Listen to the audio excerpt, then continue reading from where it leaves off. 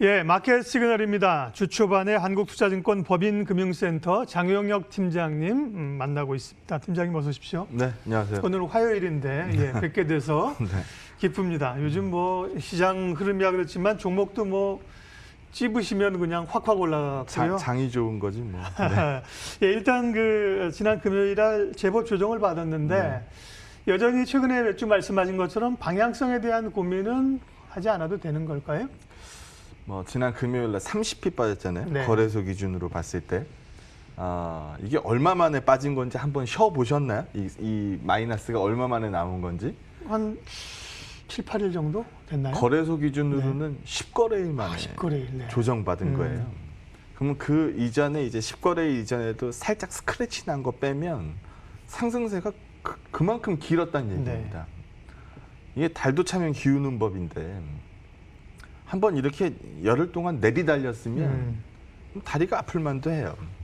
뭐 그 부분에 대해서 우리가 뭐 금요일날 30이 빠졌으니까 뭐 이제는 좀 쉬어갑니다. 뭐 이렇게 얘기할 때는 뭐 더더욱 아닙니다. 요즘 뭐 가만 보신 분들도 계시겠습니다만 제가 삼성물산 같은 주식 굉장히 좋아하잖아요. 원래 저 무거운 주식이 막 7%, 8%씩 계속 이렇게 연속성을 갖고 오르면 안 돼요, 사실은. 근데 오르는 걸 지난주에 봤죠. 그때 또 하나의 단면을 보신 분들은 주식시장 좀 보시는 분들인데 거래소는 제가 10거래일 만에 밀렸다라고 말씀드렸잖아요. 코스닥은 지난주에 몇 번 밀렸을까요? 지난주에 예. 2번 정도 밀리지 않았나요? 코스닥은 지난주에 5거래일 중에 3거래일이 밀렸어요. 그러면은 거래소가 상대적으로 굉장히 잘 갔고 종목장 성격들은 그 이전보다 많이 밀리고 있었다라고 해석을 하시면 맞습니다. 그러면 삼성전자 안 부러지면 사실 방향이 부러지진 않잖아요. 시가총액 최상단에서 부러지지 않는 이상 방향이 부러지진 않잖아요.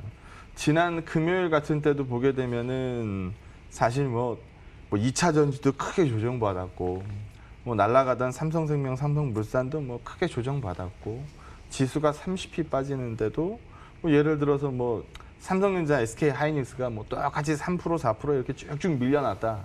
그럼 30피만 안 밀리죠. 그렇게 빠졌으면 뭐 50피 이상 밀리죠. 그런 모습 안 나오더라는 겁니다. 근데 연휴 사이에 뉴스 보면서 소위 욕들 좀 하셨을 텐데 이게 사실 이래요. 방역이라는 거하고 부양이라는 게 두 개 다 할 수 있을까요? 두 개 다 완벽히 이제 뭐 비율 맞춰서 할 수 있을까요? 어려워요. 방역이라는 거에다가 중점을 맞추게 되면은 사실 부양 조치는 떨어지기 마련인 거고 부양이라는 쪽에다가 방향을 맞추면은 사실 방역이라는 게 떨어지기 마련입니다. 유럽도 이번에 보면은 뭐 국경 봉쇄 많이 풀었잖아요. 그러고 나니까 바로 뭐가 올라와요? 스페인이나 뭐 프랑스나 소위 그렇죠. 말해서 여행 좀 간다라고 얘기하는 데들은 확산세가 다시 올라와 버리거든요. 이런 겁니다. 그러니까 정확히 이 기준점 맞춰가지고 부양 50, 부양 한 숟갈, 뭐 방역 한 숟갈. 부양이라는 경기 부양을 말씀하시는 네, 맞습니다. 거죠? 예. 그래서 요거를 정확히 맞춰갈 수가 없어요. 그러니까 어느 때는 조금 더 우려가 올라오기 마련이고 어느 때는 부양에 대한 기대가 조금 더 올라오기 마련이고 뭐 이게 계속 반복적으로 나갈 수밖에 없습니다. 코로나가 끝나기 전까지는. 그러면 그걸 먼저 머릿속에 넣어두시고 지금 어차피 글로벌리하게 봤을 때 코로나 확진자 수 제일 많은 국가는 어디예요? 미국 아닌가요? 네, 미국이에요. 그럼 미국이 부러졌냐 안 부러졌냐를 먼저 보는 게 맞죠. 그럼 미국이 그럼 우리 연휴 사이에 뚝뚝 분질러져 나가든가요? 아니에요. 정말 분질러 나갈 시장이면은 테슬라가 지금 5대1 액면 분할 발표하고 나서 33% 올랐는데 전거래일만 해도 11%인가 올랐더라고요. 그럼 정말 부러질 시장이면은 저런 게 못 가야 정상이에요. 근데 그런 모습이 안 나오잖아요. 또 원래 15일 날 예정이었던 미중 간의 이 무역 합의 회담이 뭐 점검이 지난 1차 합의를 점검하는 이 뭐 온라인의 회의긴 했습니다만 이거 열렸어요, 안 열렸어요? 이거 그냥 연기시켜 버렸거든요. 그럼 옛날 같으면 정말 시장이 취약한 상태였으면 상당한 악재로 시장 받아들였겠죠. 밀렸을까요? 안 밀렸을까요? 밀렸을 거예요.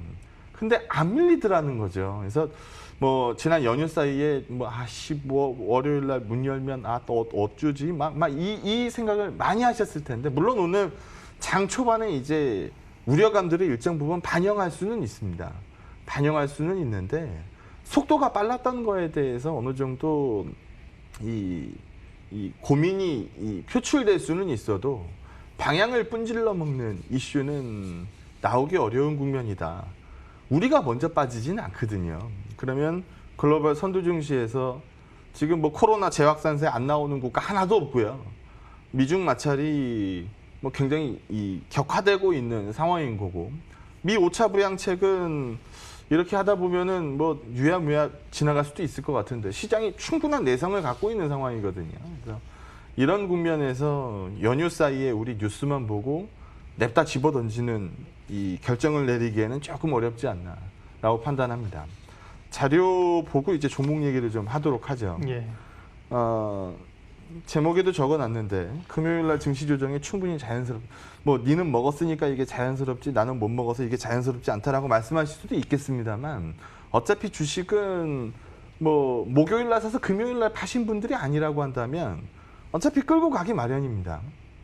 주목해서 보고 싶은 거는 이 부분이에요. 우리 대한민국 증시가 1등을 한 적이 없어요. 물론 빠질 땐 1등을 한 적이 있어요.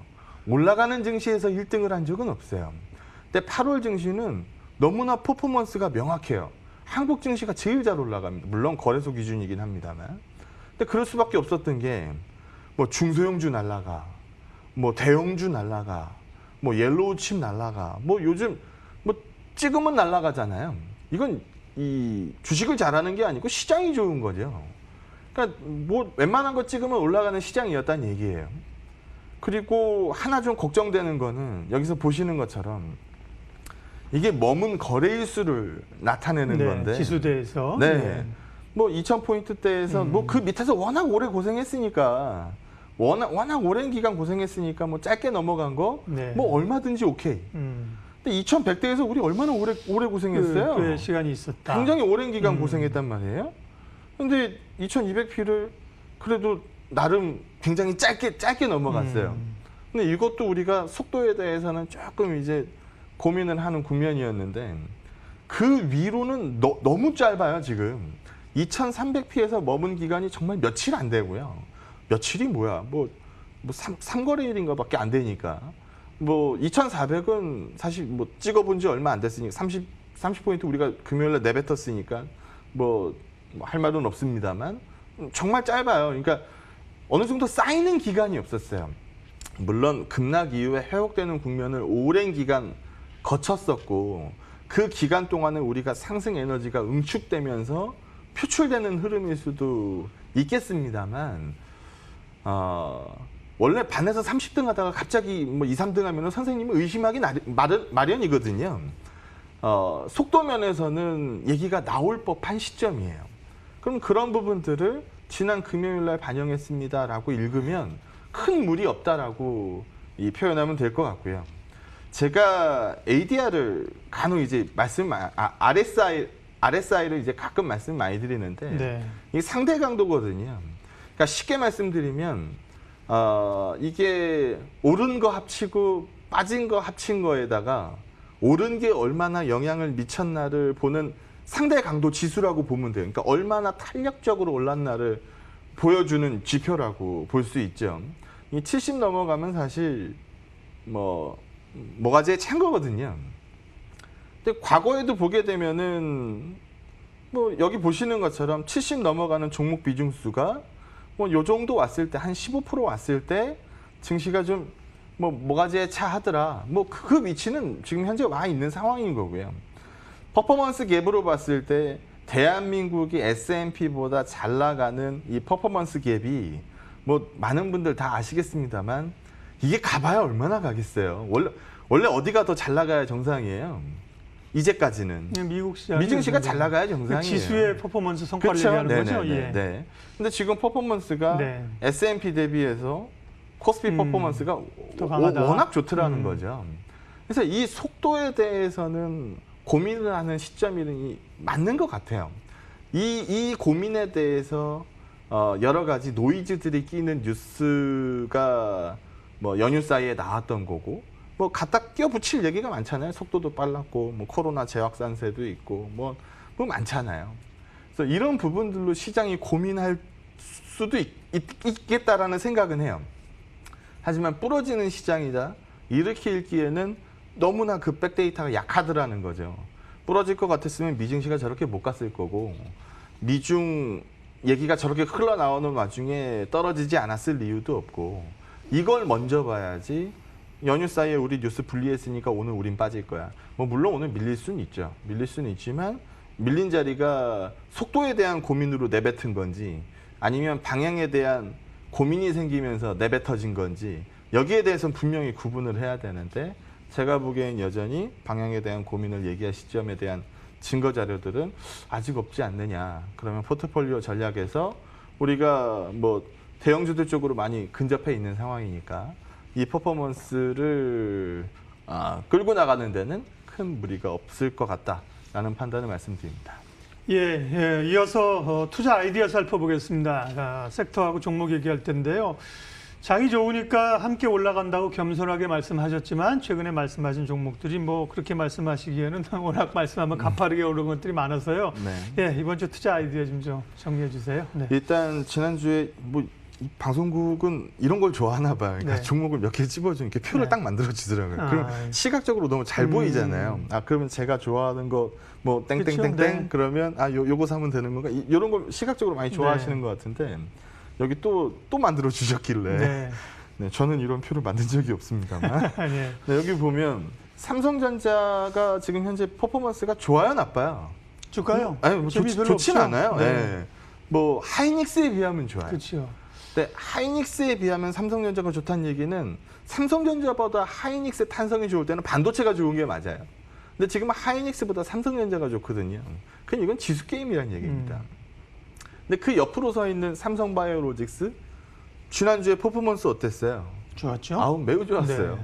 4공장 캡하면은요 완벽한 글로벌 넘버원이에요.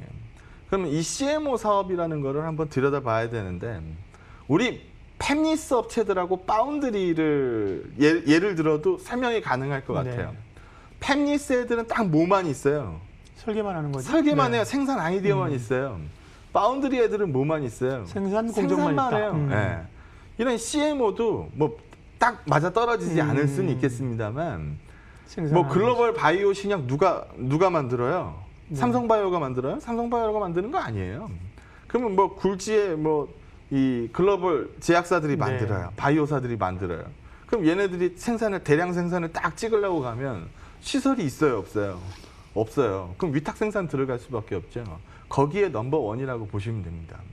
그러면은 삼성전자도 괜찮고 삼성바이오로직스 좋으면, 그러면 옆에 있는 삼성물산이 좋을 것 같겠죠. 같습니다를 지난주에 강조를 많이 드렸는데, 지난주에는 삼성물산이 굉장히 많이 올랐죠. 근데 사실 이것 때문에 오른 게 아니거든요. 그건 제가 뒤에서 이제 네. 추가적으로 설명을 한번 드리도록 하겠고요. 뭐 네이버야 뭐 아까 전에 설명하실 때도 연휴 사이에 코로나 뉴스 딱 나왔습니다라고 얘기하니까 바로 얘기 뭐예요? 언택트 얘기 그렇죠. 바로 네. 얘기 나오죠. 그럼 언택트로 또 올라가나요? 뭐 이 얘기가 나오죠. 아직 끝날 얘기가 아니라는 겁니다. 뭐 이것도 마찬가지고. 뭐 지난주 후반에 뭐 LG화학이나 삼성 SDI나 금요일 날 조금 쉬긴 했습니다만, 테슬라가 저렇게 왜 뛰어가겠어요? 지금 현재 테슬라가 왜 뛰겠어요? 뭐 글로벌 이 양산차 메이커들 사이에서 왜 전기차가 화두가 되겠어요? 현대차를 예를 들어 볼까요? 현대차가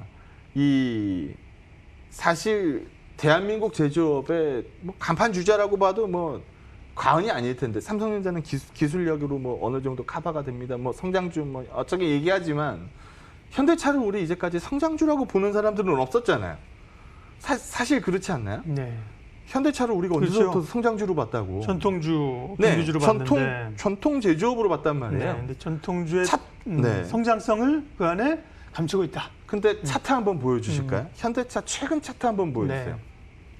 과연 저게 예. 전통 제조업이 갈 수 있는 차트냐. 하루에 15%가 그러니까 오르고. 저렇게 보면은 감이 잘 안 와요. 네네. 진짜 길게 보여주, 길게.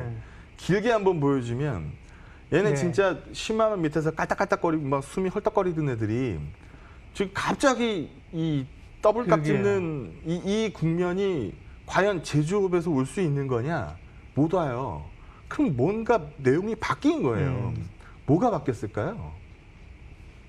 성장 스토리를 네. 가지고 있다는 거죠. 네. 성장 스토리 전기차를 전기차, 들먹이기 수소차, 시작했잖아요. 예. 네, 그래서 뭐 이런 친환경 차량에 대해서 예전에 우리 방송에서도 얘기했어요. 이재용이하고 정의선이하고 자꾸 만나는 거 이거 둘이 밥 먹었냐고 물어보려고 만나는 건 아닐 것 같다. 만약에 그때 삼성 SDI하고 현대차를 사신 분이 있다면 지금 제 방송을 볼 이유가 없죠. 뭐 보면 뭐해? 뭐 이미 내 포트폴리오는 최강인데. 뭐 그렇지 않겠습니까? 그래서 성장성을 매겨놓은 거거든요. 그래서 그런 국면으로 읽는다라고 하면 2차 전쟁이 갑자기 부러진다? 아, 그럴 리 없죠. 그럼 제가 뭐 회사를 너무 사랑하니까 한국금융지주를 얘기합니다. 이게 아니고 네. 한국금융지주가 실적 나온 거 보셨겠습니다만 그러게요. 1분기 때 적자 많이 났죠. 뭐 우리만 났나? 뭐 다른 데도 났지. 근데 2분기 순이익은 역대 최고치거든요. 그러니까 1분기 때 뭐 파생 손실, 뭐 펀드 손실 이런 게 났었던 것 때문에 이제 적자가 났는데 2분기 때 딱 들어오고 나니까 뭐 브로커리지 올라왔겠다. 뭐 기존에 손실 잡혀 있었던 부분 뭐 정상화됐겠다. 뭐 PF 올라오고 IB 올라오고 하다 보니까 저것도 일봉으로 다시 한번 보여주시겠어요? 한국금융지주를?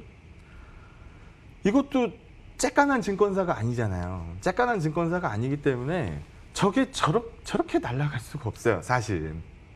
근데 이렇게 날아가는 증권주가 이렇게 날아가는 시장이라고 한다면 정말 이게 끝난 시장이야라고 되물어봐야죠.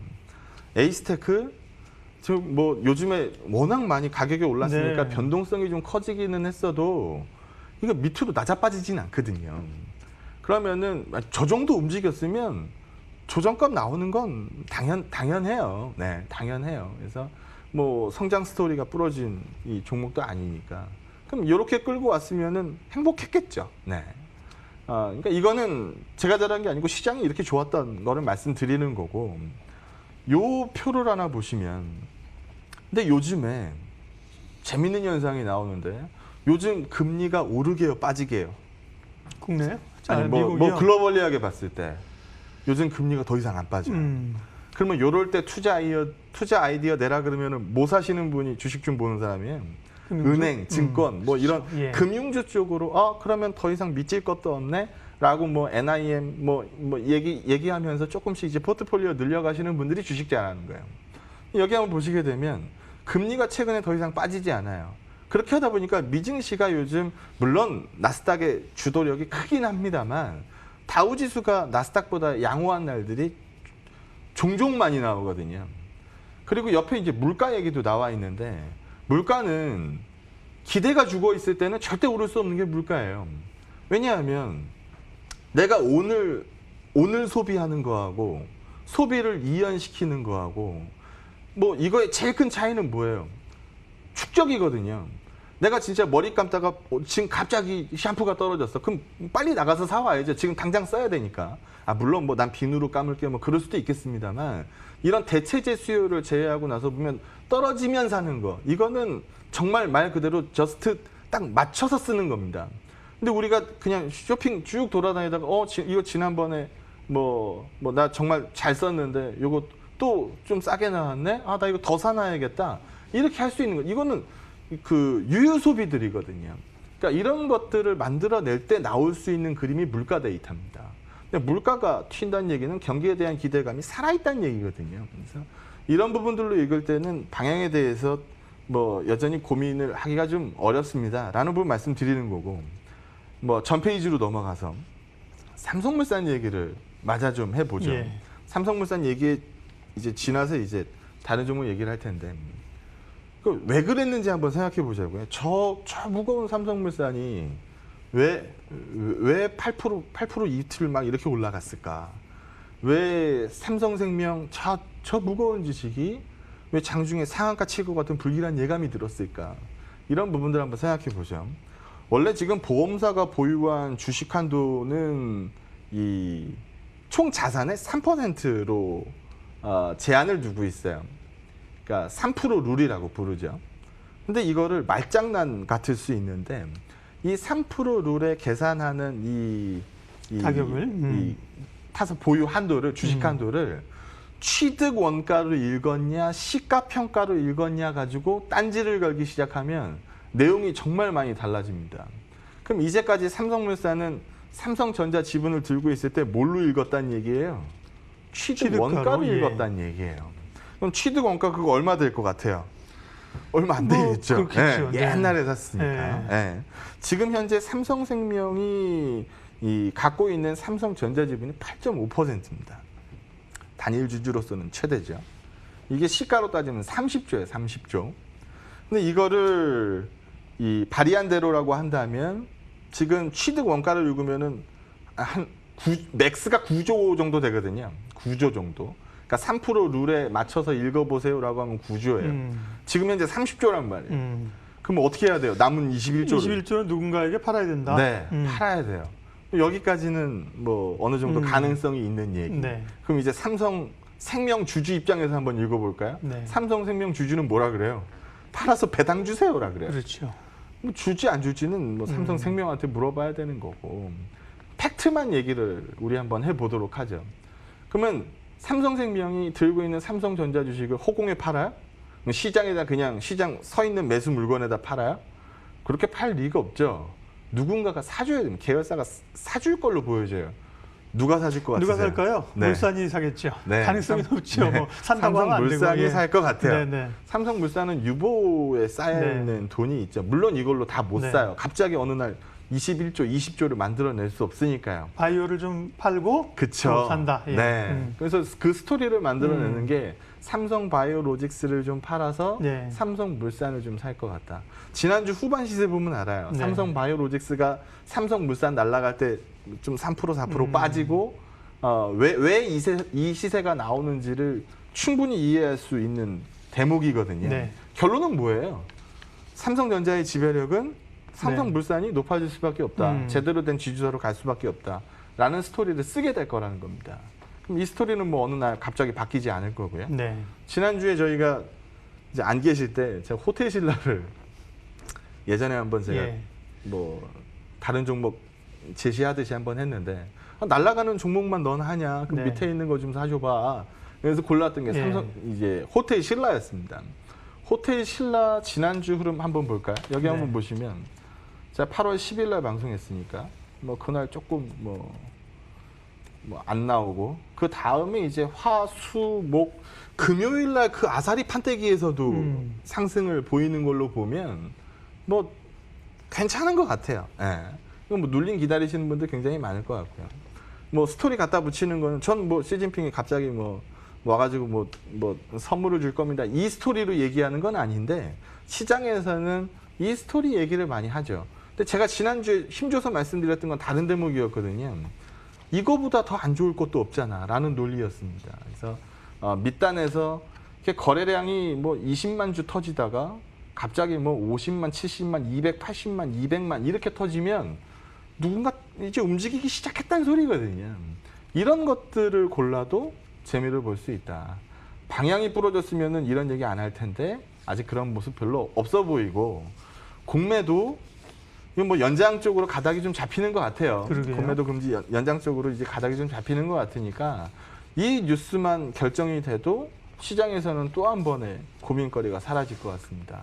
여전히 긍정적으로 시장을 좀 읽어보도록 하겠습니다. 예, 할 얘기가 제법 많은데요. 시간이 돼서 또 다음 주로 얘기를 좀 밀어놓고 오늘 여기까지 하겠습니다. 장영혁의 마켓 시그널 한국투자증권 법인금융센터 장영혁 팀장님 함께해 주셨습니다. 고맙습니다. 네, 고맙습니다.